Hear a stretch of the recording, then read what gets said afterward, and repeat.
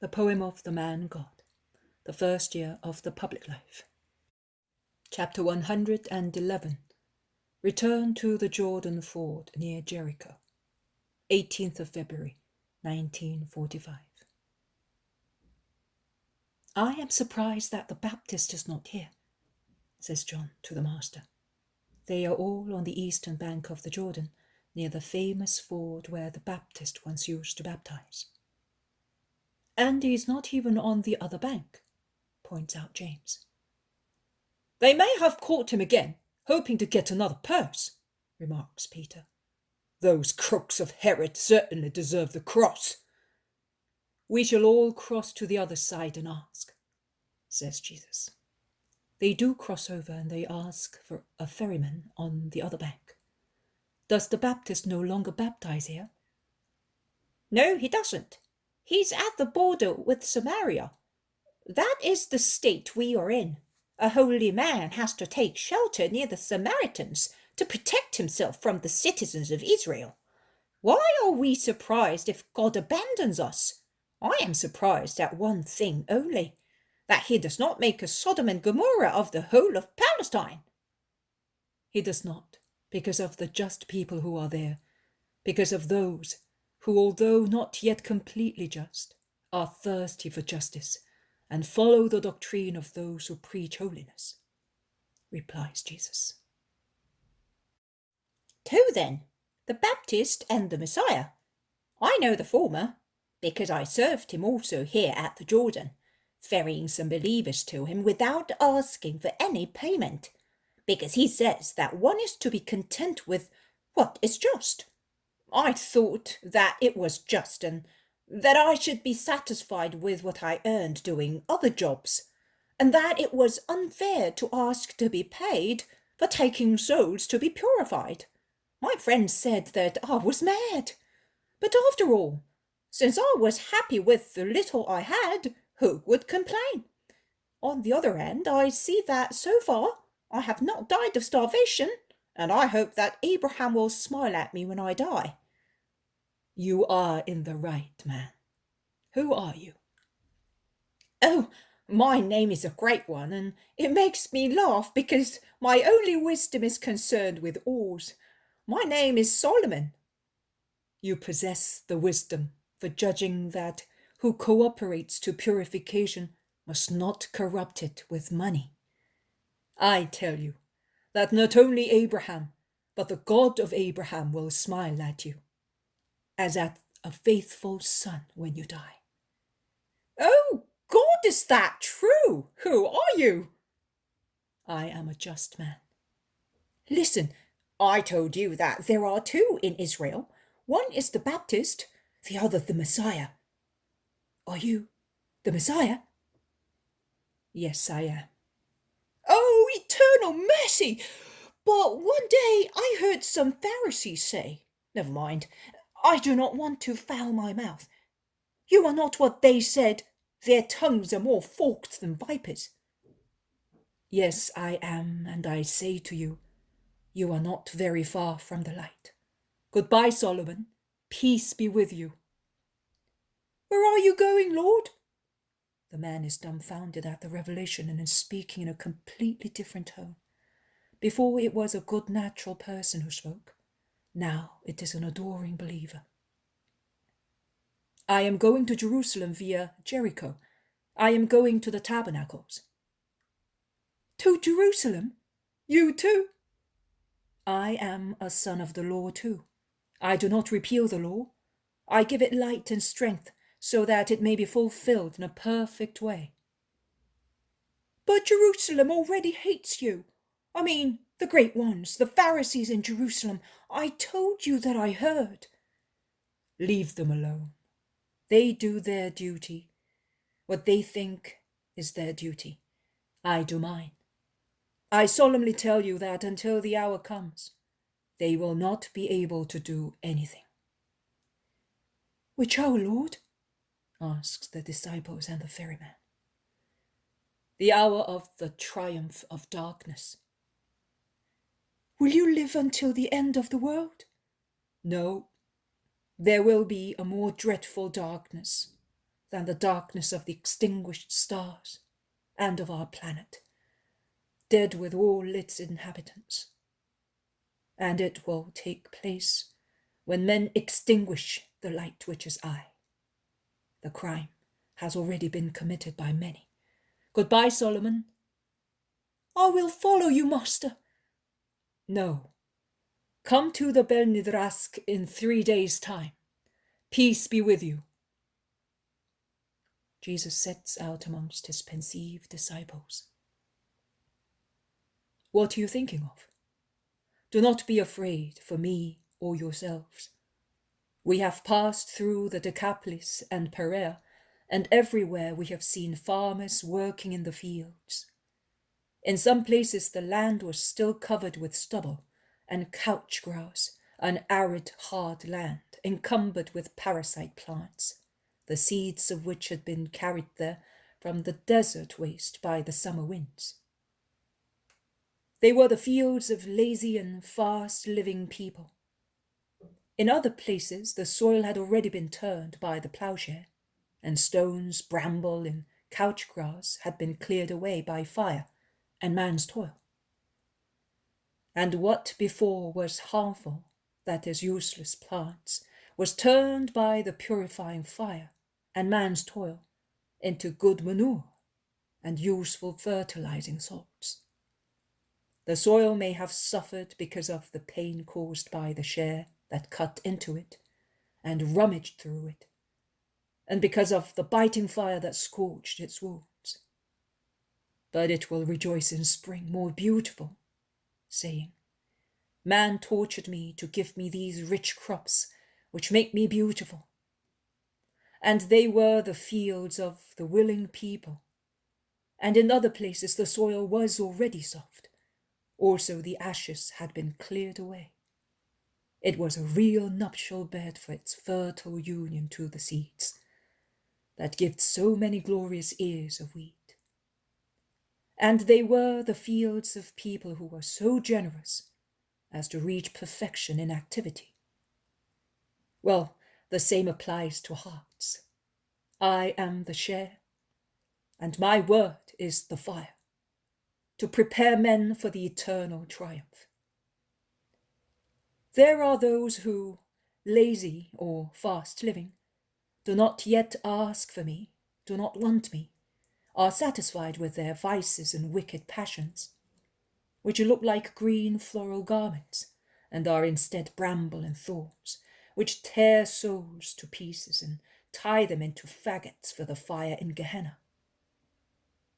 For the time being, the Decapolis and Perea are like that, and are not the only ones.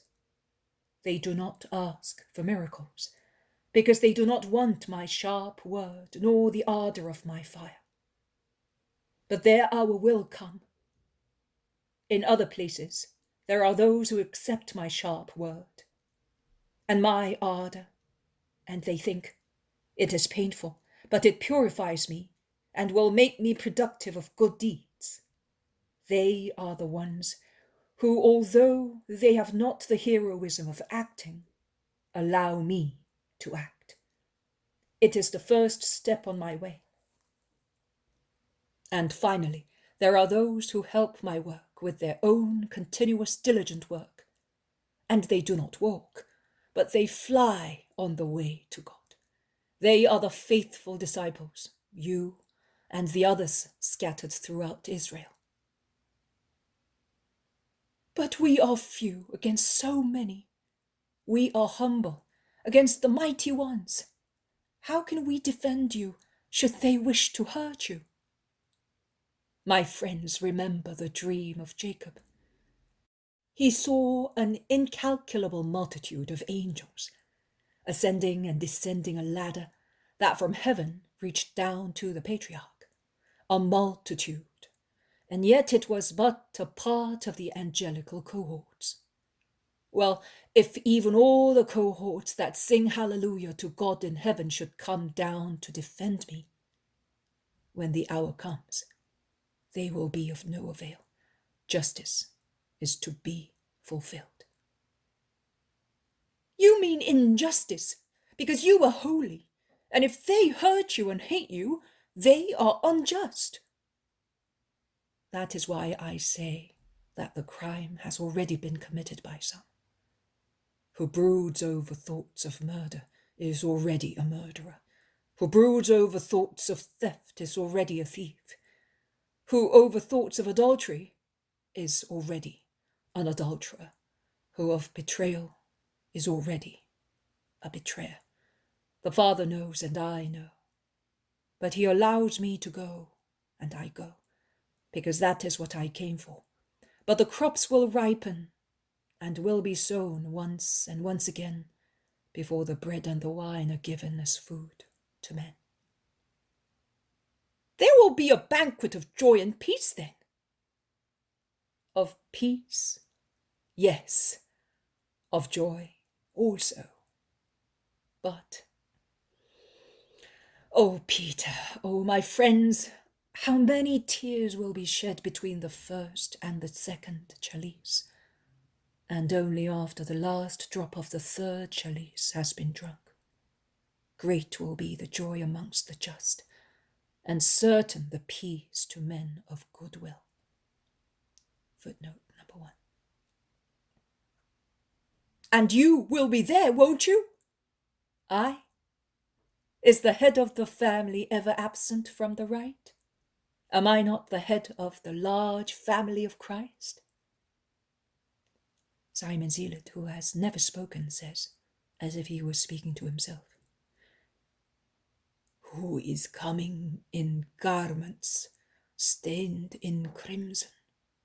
He is richly clothed, marching so full of strength. It is I who speak of integrity and am powerful to save. Why are your garments red, your clothes as if you had trodden the winepress? I have trodden the winepress alone. My year of redemption has come. You have understood, Simon, remarks Jesus. I have understood, my Lord. The two look at each other. The others look at them astonished, and they ask one another, is he talking of the red clothes that Jesus is wearing even now, or of the royal purple which he will put on when the hour comes? Jesus does not pay attention and does not seem to hear anything else. Peter takes Simon to one side and asks, since you are learned and humble, explain your words to me who am ignorant. Yes, brother, his name is Redeemer. The chalices of the banquet of peace and joy between man and God, and the earth and heaven, he will fill them himself with his wine, pressing himself in sufferings because of his love for all of us. He will therefore be present, notwithstanding the powers of darkness will have then apparently extinguished the light, which is he. Oh, we must love our Christ very much, because many will refuse to love him. Let us make sure that in the hour of dereliction, the lament of David may not be applied to us reproachingly. A pack of dogs, with us amongst them, surrounds me. Do you think so? But we will defend him at the cost of dying with him. We will defend him. But we are men, Peter, and our hearts will melt even before his bones are disjointed. Yes, we will be like the ice-cold water in the sky that lightning melts into rain. and then the wind freezes once again on the ground. We are like that. Our present courage of being his disciples, because his love and his presence condense us into a virile boldness, will melt under the striking lightning of Satan and of the Satans. And what will be left of us? Then, after the vile necessary test, faith and love will unite us firmly again, and we will be like crystal proof against cuts. But we will be aware of that, and we will succeed if we love him very much while we have him. Then I do believe, because of his words, that we shall not be enemies and betrayers. You are a learned man, Simon. I am illiterate, and I am also ashamed of asking him so many questions.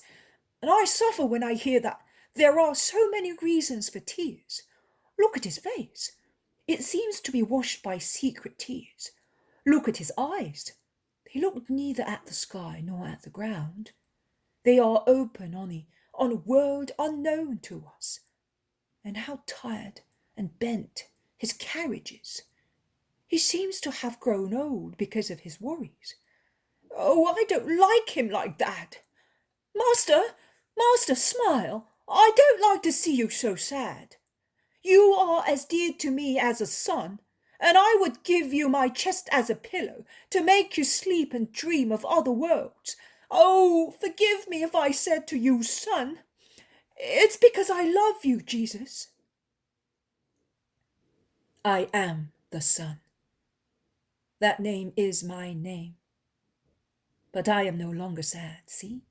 I am smiling because you are friendly to me. Over there is Jericho, completely red in the sunset. 2 of you should go and look for lodgings. The others and I will go and wait for you beside the synagogue. Go. And it all ends while John and Judas Thaddeus set out, looking for a hospitable house. Footnote number 1. Reference is made here to the Jewish ritual for the celebration of the Passover supper, described by Mishnah, a fundamental text in the Talmud, codified in the century after Christ. At least 4 chalices were to be consumed at the Passover supper. According to the poem of the man God, there was great sadness between the first and the second chalice, probably because of the prediction by Christ of Judas's betrayal. But after the third chalice, that is, the one consecrated into the blood of Christ, there was great joy and peace, probably an allusion to the wonderful speech of Jesus to the apostles after the departure of Judas.